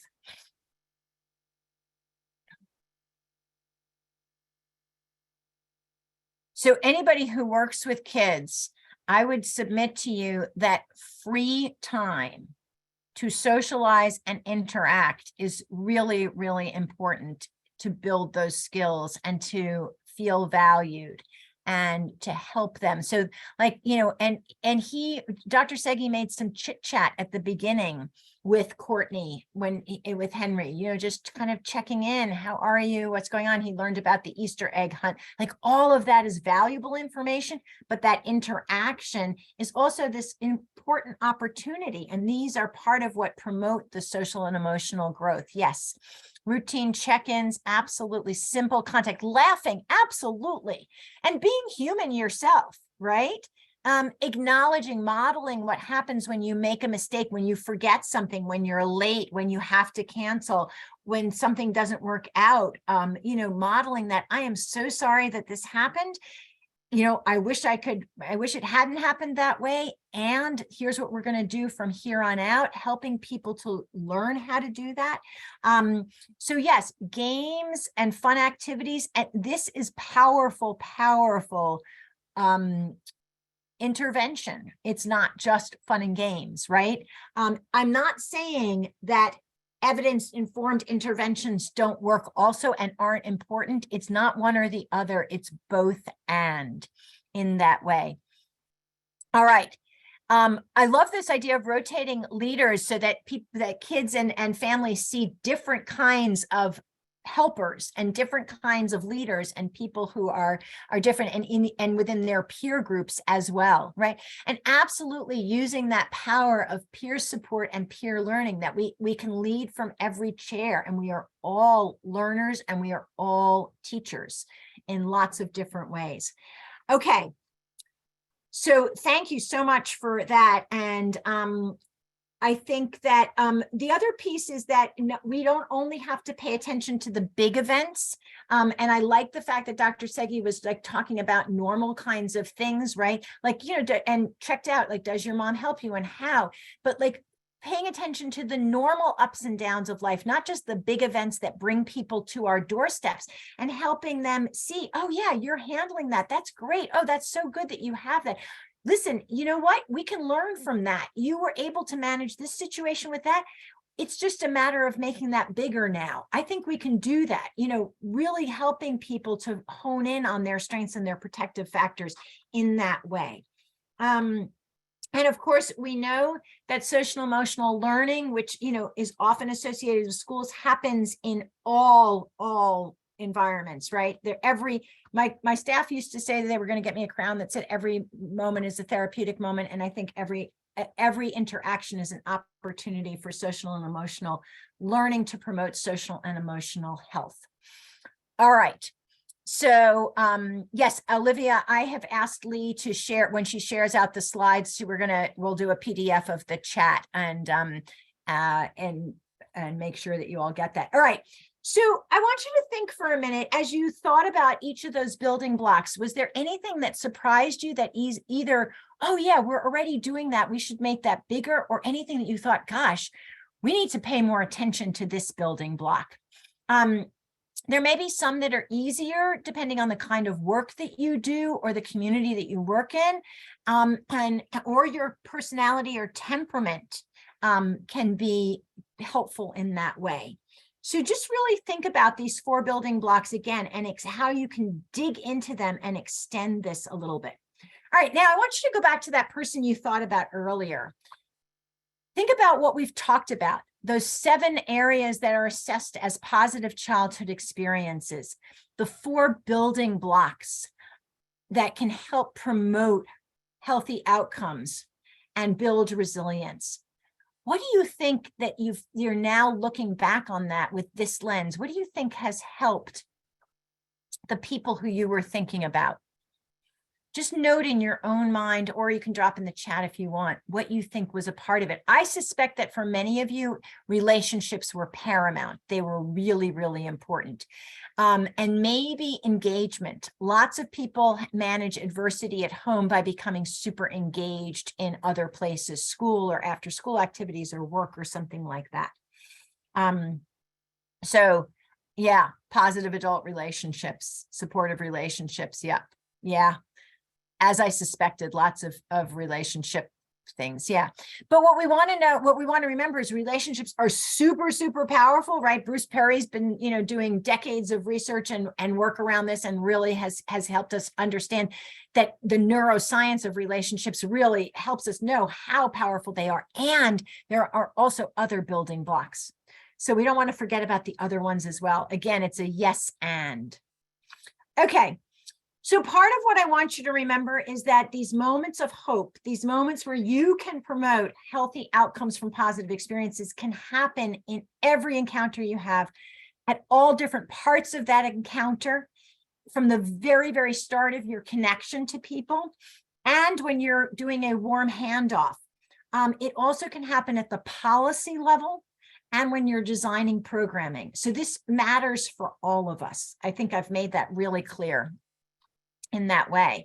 And we've talked quite a lot about using that type 2 thinking. All right, Diane, I'm going to stop sharing. You want to come on camera for a minute? Hello. Hi, how are you? Great, thanks. And you may or may not be able to hear Cowboy, who decided to start grooming Right. himself. Dogs are always part of the thing. So Diane and I are going to do a really little role play. And what I would like you to do, hang on for 1 second. I have to make sure that I have access to, let me see. There is a Padlet. And I would like you to, yep, here it is. I would like you to either go with your phone on that QR code or do the link in the chat for the Padlet. And as we're doing this role play, notice anything that you notice that could either was good or could have been better or improved about inserting hope into this situation. So Diane is going to represent, are you the mom or are you the child? Whatever you want. I'll be the mom. Be the mom, yeah. So the QR code is on. Oh, I'm so sorry. The QR code is, the screen is no longer there. Hang on for 1 second. I'm going to share the QR code just for a minute as we are talking. There's the QR code on the screen. I'm so sorry. And I- for anyone not familiar with Padlet, once you pull that up, it's going to look like a cork board, and you're going to see a Post-it note that says Hope Informed, another Post-it note that says Not Hope Informed. And then at the very bottom right, you're going to see a plus sign.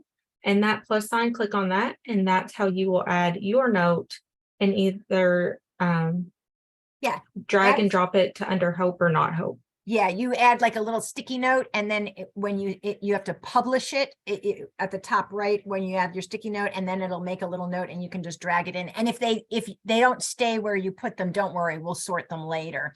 That may have been ambitious of me to try and get you to put them in the location. All right. So do we need the and the reason that we wanted to do Padlet is because it's anonymous, and sorry, somebody's saying it will not let you do that. So if for some of you who have firewalls, you can drop in the chat if you want, or just think about what you've heard. So but we thought people might be more comfortable giving criticisms if it was anonymous. So yeah, it may be hard to do on the phone. And okay, so I'm going to stop our share again. And Diane, you are the mom of a 15-year-old daughter. And I'm going to be the helper person for you. Okay. All right. Hi, Diane. I'm so glad to see you today. It's really nice to meet you. I'm Miriam. And I'm going to be talking to you a little bit about what's going on with your daughter. And I'd love for you to just share with me, as much as you're comfortable, what brings you in today. Well, we were sent in for an assessment. My daughter has skipped some school, and I have some concerns about some things that are going on with her, but she hasn't attended school regularly lately. She was a really good student and then has stopped going to school every day. Yeah. So I heard you say that you're a little concerned about her. So you're concerned, right? And then you also said that you were sent here. So somebody else is concerned. I'm assuming that's the school. The school and the court designated worker. Okay. Okay. All right. And let me just ask you before we get started. I don't mean to put you on the spot, but I think it's really important. Do you think that there's something that other people might be able to help you with? Like, is it okay for you to talk to other people about this? Do you feel like you're ready to, or it would be a good thing to get some help from other people, or you feel like you can handle this? Well, I could use some help. I'm a single parent and I don't have any family around here anywhere. And so it might be, I will say, in the past, we were involved with Child Protective Services. And I know everybody likes to talk crap about Child Protective Services, but there were some things that they helped us with at the time that I think really got our family on a good path. And so I feel like there might be some other folks who could give us a little bit of help with this situation as well. Right. Okay. Okay. Well, that's really nice to know that you feel like there might be something that we could help you with, because I don't want to, like, put you in a situation where it's something that you're not interested in. So I'm really interested in learning from what was helpful in the past. What do you think about some of the things that you experienced with the Child Protective System? What kinds of things were helpful to you in the past that maybe we could help, might be helpful now?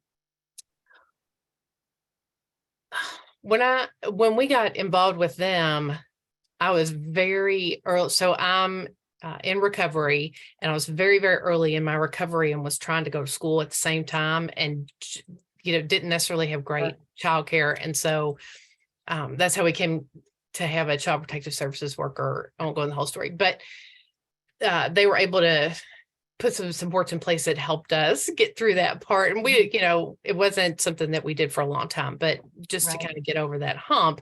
And I feel like we're at another hump right now. And I haven't been able to, really get past this yet with my daughter. And so you mentioned now twice you mentioned that the supports that Child Protective Services, Child Welfare was able to help you with were really helpful. But you also said a little earlier that you're a single parent and you don't have family around. So I'm wondering if there are any people that you can count on for support right now for you or your daughter, or for you guys as a family? I have friends and Mhm. coworkers that are helpful for me, but they don't really know my daughter. It's just Gotcha. friends for me. Yeah. Yeah. Tell me a little bit about your daughter. What does she like to do? What do you love about her? What's good? What are some of her like dazzling qualities? Well, she's super smart Okay. and a big science nerd and really enjoys doing chemistry. Wow. So, yeah, she loves chemistry. And she's just a really sweet kid too. Just Mhm. really Mhm. well liked, very polite. So she's just really nice to be around. She's just a really good kid. Uh-huh. That's amazing. So it sounds to me like it's a bit of a surprise that she's been truant from school. Well, she has had some struggles with anxiety in the past, and we're seeing that Okay. again now. Yeah. Um, What has which is helped her part of- what's helped her in the past with her anxiety? I think some of it had to do with, I think in the past when she was anxious was when I was using. And so when I got sober, it seemed like the anxiety went down, and now we're starting to see that again. Mhm. Um, Yeah.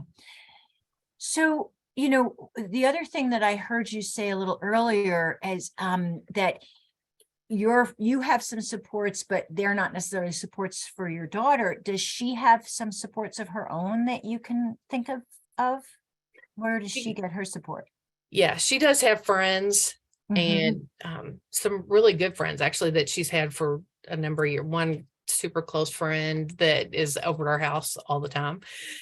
And And is still coming over to your house these days? yes, her Okay. friend does still come over. Okay. Um, and then she had a boyfriend, but they broke up recently. So that might be part of what we have going on. Yeah, I was going to say, do you think that has anything to do with what's going on with school? Yes, Yeah. I do think that's Yeah. part of what's going on. And is this something that you've been able to talk to her about, or maybe more to the point, has she been able to talk to you about that breakup and that situation? I've heard some of it. I feel like there's a lot more going Mm. on than what I know. Where do you think would be a good person for her to get some support for that? Do you think it's her friends, or is there somebody else? Friends, yes. But she also, I kind of wonder about what's going on at school. Mm. And I know that there are some teachers that she feels pretty comfortable with at school, or at least she talks about them a lot at home. Mhm. So that could, maybe they've seen some things at school that I Mhm. wouldn't have seen. Mhm. I wonder if we could involve them in some support to help her get back to school if she has a good connection with them and they're at school. Yeah, that might be a good idea. I'm worried that I think that she feels like she disappoints them by not going to Mm. school. Ah, And okay. so we might have a little work to do on Okay. that front. But Okay. I bet if I asked them, they would be willing to help. Great. All right. I'm going to stop us right here. There's lots of different directions that we could go. People in the Yeah. chat are giving us great feedback. But one of the things that I wanted to point out to you was when we first introduced first of all, Diane, how did that feel to you as like a mom to be sent someplace and then have that kind of interaction? What did that feel like?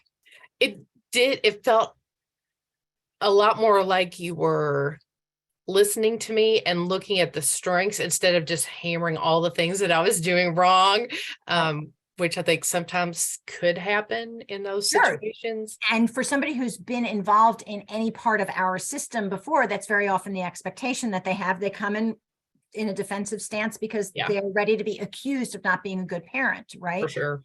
But the other thing was that when we described, oh, you're here because your 15-year-old daughter is not going to school, I want everybody to be honest with themselves and think, what was your picture of this kid? You did not picture probably chemistry nerd, right? And so we have to ask, and we have to get a clear picture of who is this kid? What is her context? What's going on? You all raised some really important points, like this whole issue of mom being in recovery. That's a whole area to explore. And we want to do that in a really gentle way. She has already shared with me that she's in recovery. So I now have the ability to be able to say to her, gee, do you think that your experiences being in recovery and maybe before you got into recovery are a part of this at all, right? I'm going to ask her, I'm not going to tell her. So, I really think that the fact that you were using when she was little is part of the reason that she's acting out now, right? That might be, I might see a clear line between those things, but I have to be really respectful and careful about how I say it. And I also want to find out what all the supports were at that time and now. We know a little bit about that.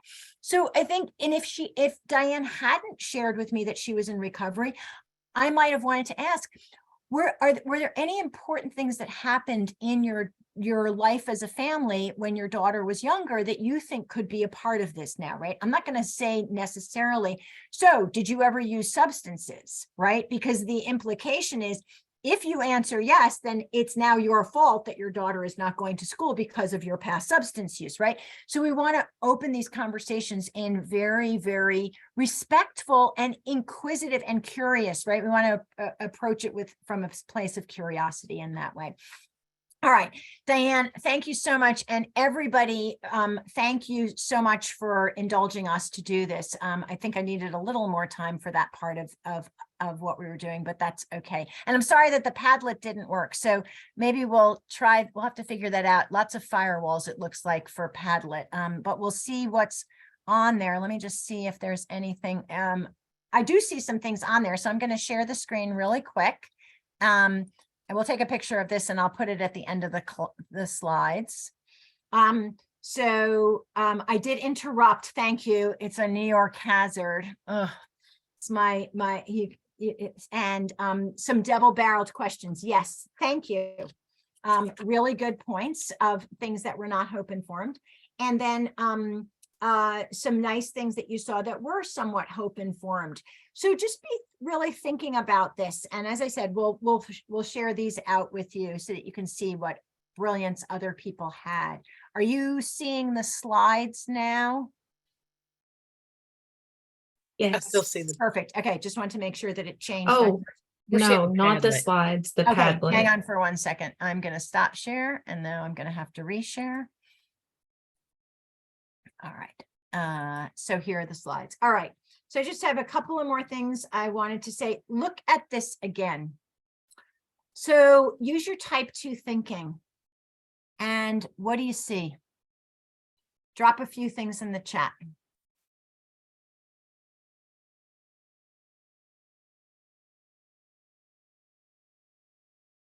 Togetherness, that relationships, some fun. Yep.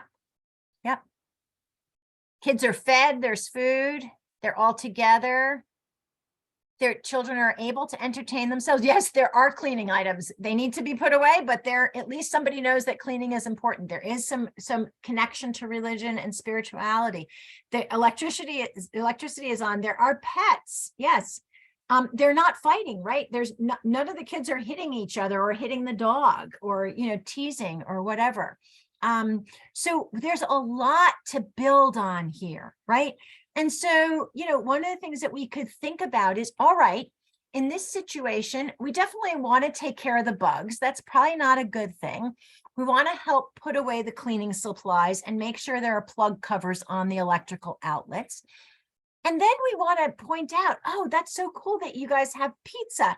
Do you ever all sit at the table or sit on the couch together and eat the pizza all at once, right? Like build on something that's there. I noticed that there was some reading and some, game playing going on, but the TV was also on. Maybe that's a lot for kids. What about doing one thing, like not having the TV on when there's reading and other playing going on, and then making the TV be something that's special, etc. So we can really decide how we want to intervene and how we want to build on those strengths, and let mom or that teenager, whoever that more adult person is, know, oh, you know what, you're doing some things really well.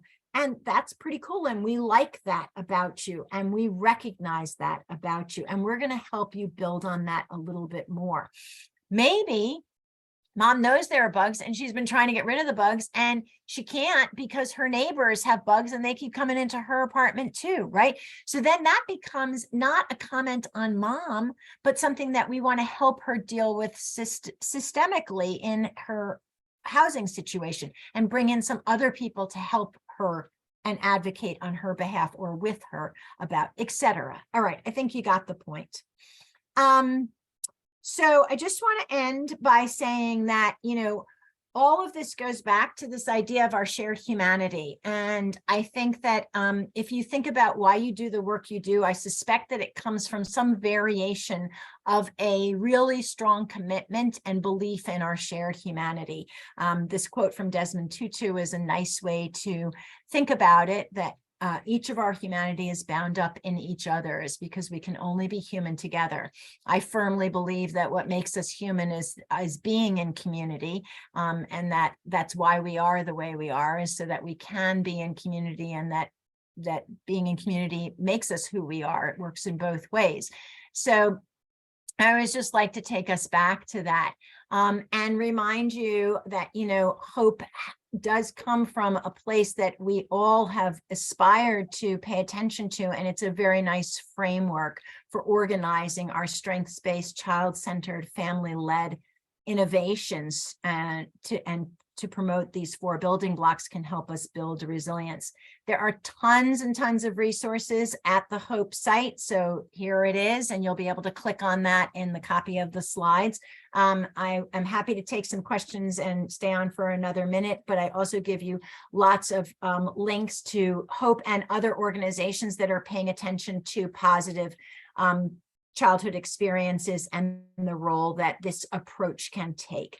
So thanks so much. Oh, I also always give you resources on workforce resilience, because we can't do this work unless we sustain our own resilience, but that's a whole nother workshop. Anyway, thanks so much for hanging in there with me, and have a wonderful rest of your week, a safe and healthy and happy holiday season, and a beautiful new year. Hey, Miriam, we do have, everyone is free to leave. You've met your 4 o'clock, but we did have a question that I wanted to ask you. We had a question in the chat that says, what is your take if a client is at least initially resistant and denies the impact of adverse or positive early life experiences, perhaps disconnected or stronger than those experiences or events? I think we can't get into the role of arguing with somebody about what made a difference in their life, right? So I think that, to go back to not following my advice, not asking my example, not asking double-barreled questions, but asking that very simple open-ended question. What do you think were some things that helped contribute to your life in a good way?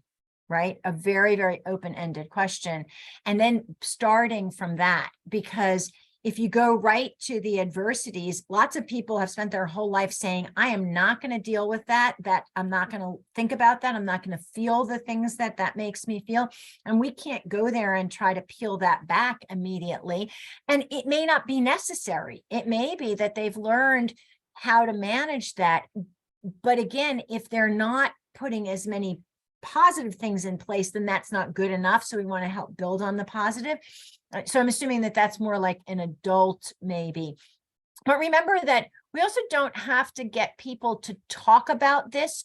We can just start to build it up for them, right? So we can have the frame and build it up without necessarily making them acknowledge what they did or didn't have in the past, but we can focus on the present and going forward of building it up. I don't know if that answered the question.